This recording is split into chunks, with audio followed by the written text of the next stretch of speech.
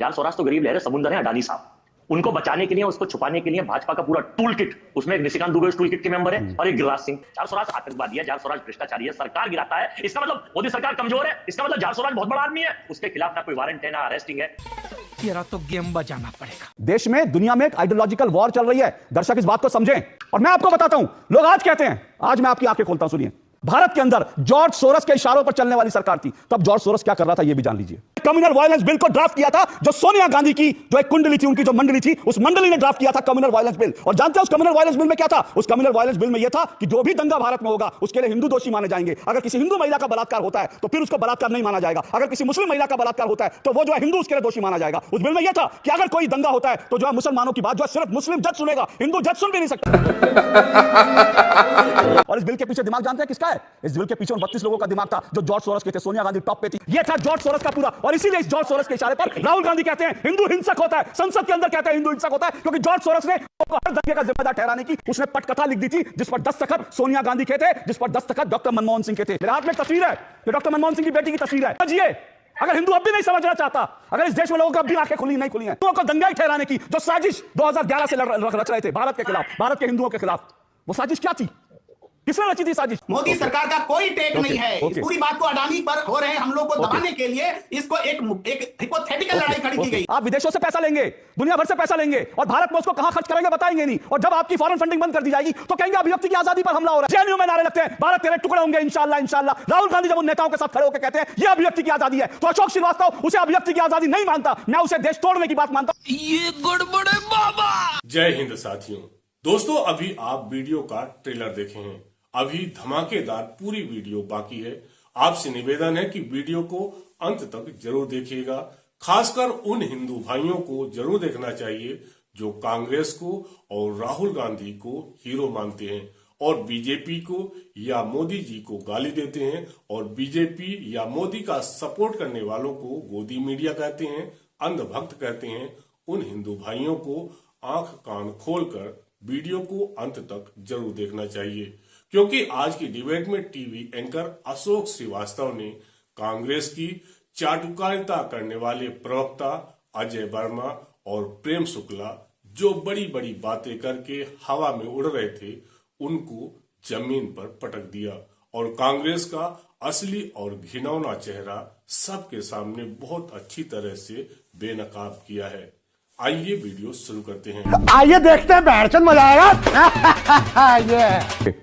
अजय वर्मा, कुछ गंभीर आरोप लगे हैं, तो कांग्रेस की तरफ से कांग्रेस के शीर्ष नेतृत्व को सिर्फ ये कह देना कि सरकार का भी इसमें है, इनका भी संबंध रहा, उनका भी संबंध रहा, मतलब आप कह रहे हैं कि हमारी शर्ट मैली नहीं है, सबकी शर्ट मैली है, तो इससे तो बात नहीं बनती ना। अगर आरोप लगे हैं, कुछ गंभीर आरोप लगे हैं, एफडीपीएल एपी के आरोप लगे हैं और राहुल गांधी और राजीव गांधी फाउंडेशन को लेकर आरोप लगे, तो कांग्रेस की जिम्मेदारी बनती है कि देश की जनता के सामने। देखिए, सबसे पहले तो अशोक जी, जब आपका और तुहिन जी का चुनावी भाषण सुन के कंफर्म हो गया दोनों की भाषा का कि जो हिरेन जोशी भेजते हैं वही आप लोग पाठ्यक्रम को पढ़ते हैं, ये इसमें कोई डाउट नहीं है, आप उसे झूठ बोले या मने। अब आपके मैं दूसरे सवाल का जवाब देता हूं। एक शेर सुन लीजिए कि गरीब लहरों पे पैरे बिठाए जाते हैं, गरीब लहरों पे पैरे बिठाए जाते हैं और समुद्रों की तलाशी कोई नहीं लेता। कौन है जाल स्वराज? क्या रिश्ता है नरेंद्र मोदी जी का इससे? क्या रिश्ता है सरकार से? सरकार को फंडिंग जाल सोरेस करता, विपक्ष के नेताओं को जाल सोरेस नहीं करता। हाँ, मैंने जो शेर सुनाया था, जाल स्वराज तो गरीब लहरें समुंदर है अडानी साहब, उनको बचाने के लिए, उसको छुपाने के लिए भाजपा का पूरा टूल किट, उसमें एक निशिकांत दुबे उस टूल किट के मेंबर है और एक गिरिराज सिंह। अशोक जी, जब सरकार बनती है तो लोकतंत्र में गिनती जिसकी ज्यादा होती है सरकार उसकी बनती है। तो नरेंद्र मोदी जी, नायडू और नीतीश की गिनती ज्यादा थी, तभी तो इनकी सरकार बनी है। इनकी कम थी गिनती, आप हार नामे बताएंगे प्लीज? ज्यादा थी गिनती, इसलिए सरकार बनी है ना? बताओ ना अशोक जी। तकलीफ हुआ है बेचारे को। बोल बोल, आप बोलिए, अपनी बात रखिए। मैं कुछ बोलूंगा तो आप कहोगे बोलने नहीं देता, कि आपने शुरुआती हम पर, मेरे पर निजी हमले से की थी, लेकिन मैं आपको रोकूंगा नहीं। मैं आपको, सुनिए, मैं आपको रोकूंगा नहीं, आपके सवाल आप बोल लीजिए, उसके बाद जब मैं आपको एक्सपोज करना शुरू करूंगा तो भागिएगा नहीं, बोलते रहिए। जॉर्ज सोरोस ने सरकार से किसके रिश्ते हैं? अगर सरकार इतनी पावरफुल है, जब अमेरिका की सरकार इतनी पावरफुल है, उसने भारत के इतने प्रतिष्ठित व्यवसायी अडानी साहब को, जो मोदी जी के खास है, और देखिए एक फोटो भी दिखाऊंगा अभी आपको कि प्रधानमंत्री खड़े, अडानी साहब बैठे, मालिक और राजा का क्या रिश्ता है, उनको भी वारंट लेके और उनको अरेस्ट करने के लिए भेज दिया गया। तो आपके जॉर्ज सोरोस आतंकवादी है, जॉर्ज सोरोस भ्रष्टाचारी है, सरकार गिराता है, इसका मतलब मोदी सरकार कमजोर है, इसका मतलब जॉर्ज सोरोस बहुत बड़ा आदमी है, उसके खिलाफ ना कोई वारंट है, ना अरेस्टिंग है। अरे कहना क्या चाहते हो? अरे अरेस्ट करिए और बंद करिए, उसे जेल भेजिए, उसे लेके आइए, चलिए, और ओके, इसके खिलाफ जो भी उसके संलिप्त पाया जाए, जो भी विपक्ष का या पक्ष का उसके साथ पाया जाए, उसको भी जेल भेजिए। ओके, चूंकि आप भेजेंगे। ओके, अब अगर जब मैं बोलूंगा और अगर कोई लोग, अगर मेरे अपनी टीम को निर्देश है, अगर मैं बोलना शुरू करूंगा पॉपकॉर्न की तरह कोई उछलें तो उनकी आवाज बंद कर दीजिएगा, क्योंकि मैं बड़े ध्यान से सुना। अब पॉपकॉर्न की तरह उछलने वालों की आवाज बंद कर दीजिए, क्योंकि मैं देश की जनता के सामने फैक्ट्स रखना चाहता हूं। हो गया, चलिए हो गया जेवर। चलो भाई देखो अब मैं क्या करता। देखिए क्या है, मैंने सवाल सीधा सीधा पूछा था, वो पाकिस्तान चले गए और उन्होंने क्या कहा अजय वर्मा ने कि जॉर्ज सोरोस तो लहर है, अडानी समुंदर है, जॉर्ज सोरोस लहर है। मतलब कितने प्यार से जॉर्ज सोरोस को बचाया, लहर है। एक और बार बार कही जाती है जॉर्ज सोरोस को गिरफ्तार कर लो, गिरफ्तार कर लो। अरे भाई जॉर्ज सोरोस जो है वो कोई छुरी चौकी छुरी मार के नहीं निकला है, उसने बैंक नहीं लूटा है कि उसको जाओ और गिरफ्तार कर लो। वो क्रिमिनल उस तरह का नहीं है। देश में, दुनिया में एक आइडियोलॉजिकल वॉर चल रही है, दर्शक इस बात को समझें। मोहम्मद यूनुस जो है वो आइडियोलॉजिकल वॉर, और जॉर्ज सोरोस जो अमेरिकी डीप स्टेट है उसके वो पिट्ठू हैं, और वो कोई चाकू छुरी मार के नहीं निकले थे। उनको नोबेल पुरस्कार दिया गया था, और जब वो बांग्लादेश पहुंचे, बांग्लादेश में उन्होंने टॉपल किया तो क्या किया, गुंडे बदमाशों को और स्टूडेंट के नाम पर जो है जिहादियों को आगे कर दिया, वहां की सरकार को टॉपल किया, और अब वहां खुद बैठ गए और बिना चुने हुए नेता। और अब वहां क्या हो रहा है, हिंदुओं का कत्लेआम हो रहा है रोज। ये आइडियोलॉजिकल वॉर है, इस बात को समझिए। और आइडियोलॉजिकल वॉर जो है ये किसके खिलाफ है, इस बात को भी समझिए। और मैं आपको बताता हूं, लोग आज कहते हैं, आज मैं आपकी आंखें खोलता हूं, सुनिए अजय वर्मा और बाकी सब लोगों की। लोग आज कहते हैं ना, लोग आज कहते हैं कि जॉर्ज सोरोस आज इस देश में जो है सरकार गिराने की कोशिश कर रहा है। हां, क्योंकि उसको सरकार गिरानी है। लेकिन जॉर्ज सोरोस, जब भारत के अंदर जॉर्ज सोरोस के इशारों पर चलने वाली सरकार थी, तब जॉर्ज सोरोस क्या कर रहा था यह भी जान लीजिए, यह आपको पता होना चाहिए। तब जॉर्ज सोरोस क्या करता था जब भारत में यूपीए की सरकार थी। आपको कुछ तथ्य मैं जल्दी से बता देता हूं।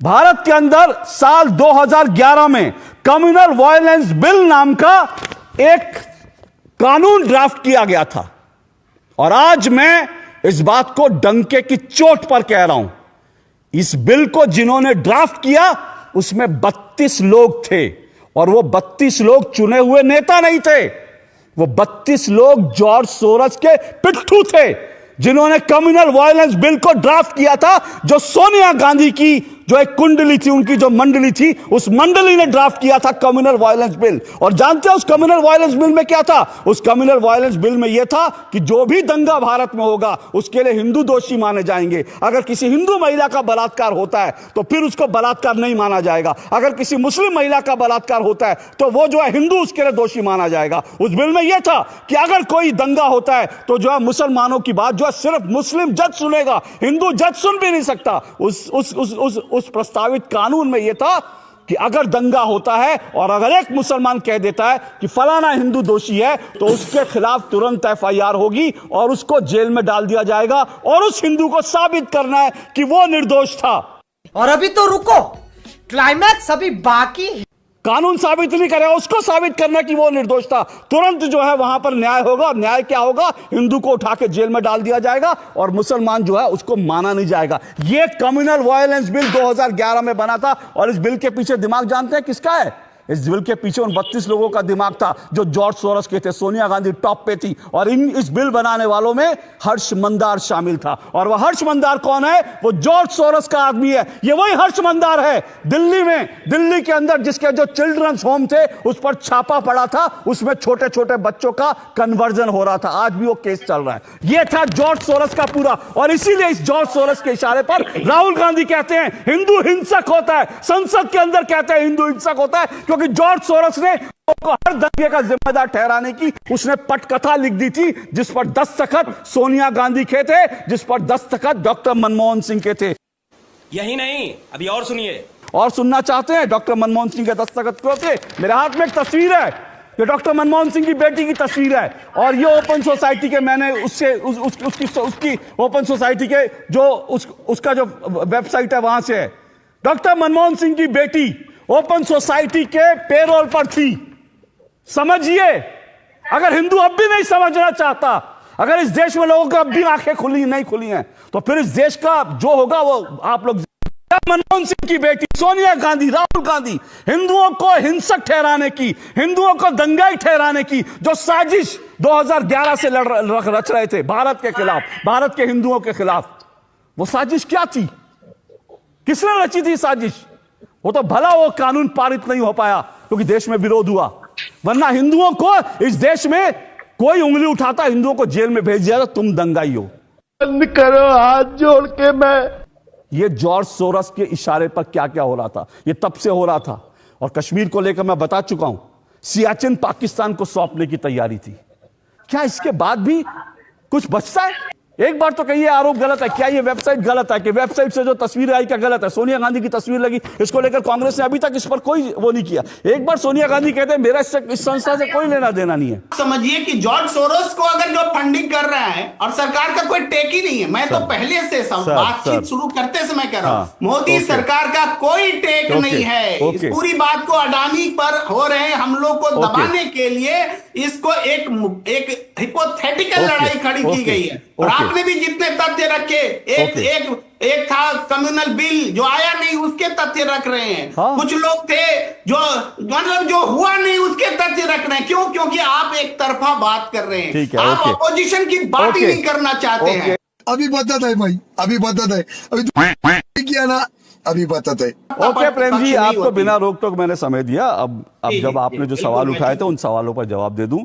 पहली बात, आपने बिल्कुल बड़ा वैलिड सवाल उठाया कि अगर देश के दुश्मन भरे पड़े एक्शन क्यों नहीं हो रहा। बड़ा वैलिड सवाल है। पर क्या प्रेम जी और अजय जी और देश के लोग जानते हैं कि मैंने पहले ही बताया कि जॉर्ज सोरस की फंडिंग का तरीका क्या होता है। वो लगातार जो एनजीओज हैं उनको फंडिंग करता है और वो एनजीओज जो हैं देश में इस तरह की गतिविधियां करते हैं।